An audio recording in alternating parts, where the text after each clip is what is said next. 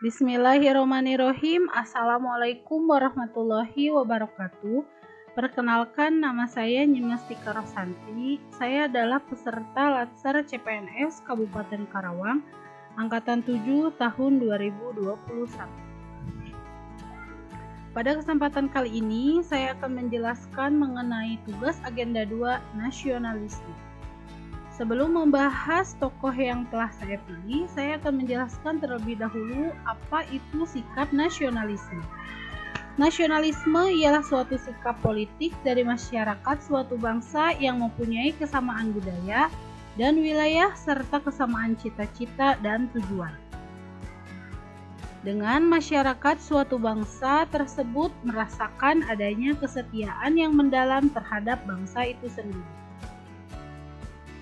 Tokoh yang telah saya pilih untuk dijadikan tokoh nasionalisme ialah Raden Dewi Sartika.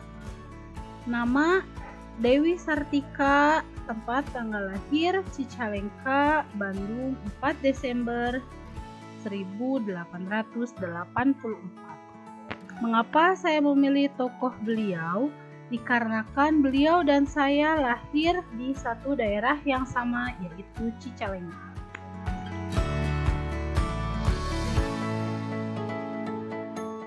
Beliau memiliki seorang ayah yang bernama Raden Somanagara yang merupakan seorang pejuang kemerdekaan. Terakhir sang ayah dihukum dibuang ke Pulau Ternate oleh pemerintah Hindia Belanda hingga meninggal dunia di sana. Dan memiliki seorang ibu yang bernama Nyi Raden Ayu Raja Permas. Pada masa kecil Dewi Sartika, dia pernah melanggar suatu adat sehingga orang tuanya bersikukuh menyekolahkan Dewi Sartika ke sekolah Belanda. Setelah ayahnya meninggal, Dewi Sartika dirawat oleh pamannya yang berkedudukan sebagai patih di Cicalengka. Sejak kecil Dewi Sartika sudah menunjukkan bakat pendidik dan kegigihannya untuk meraih kemajuan. Sambil bermain, ia selalu memperagakan praktik di sekolah, mengajari baca tulis dan bahasa Belanda kepada anak-anak pembantu di kepatihan. Papan bilik kandang kereta, arang, dan pecahan genting dijadikannya alat bantu belajar. Raden Dewi Sartika yang mengikuti pendidikan sekolah dasar di Cicalengka sejak kecil sudah menunjukkan minatnya di bidang pendidikan. Dikatakan demikian karena sejak anak-anak ia sudah senang memerankan perilaku seorang guru.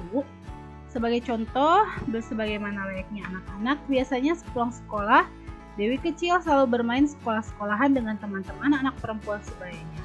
Ketika itu ia senang berperan sebagai seorang guru. Waktu Dewi Sartika kecil dan berumur 10 tahun, ia tinggal di Cicalengka. Dan ketika itu Cicalengka digemparkan oleh kemampuan baca tulis dan beberapa patah kata dalam bahasa Belanda yang ditunjukkan oleh anak-anak pembantu kepatihan. Karena pada saat itu belum banyak yang mengenal bahasa Belanda dan memiliki kemampuan seperti itu yang diajarkan oleh seorang anak perempuan. Berpikir agar anak-anak perempuan di sekitarnya bisa memperoleh kesempatan menuntut ilmu pengetahuan, maka ia berjuang mendirikan sekolah di Bandung, Jawa Barat. Perjuangannya pun tidak sia-sia. Dengan bantuan kakeknya dan Den Hammer yang menjabat inspektur kantor pengajaran ketika itu, maka tahun 1904 Dewi Sartika berhasil mendirikan sebuah sekolah yang dinamainya Sekolah Istri. Sekolah tersebut hanya ada 2 kelas sehingga tidak cukup untuk menampung semua aktivitas sekolah.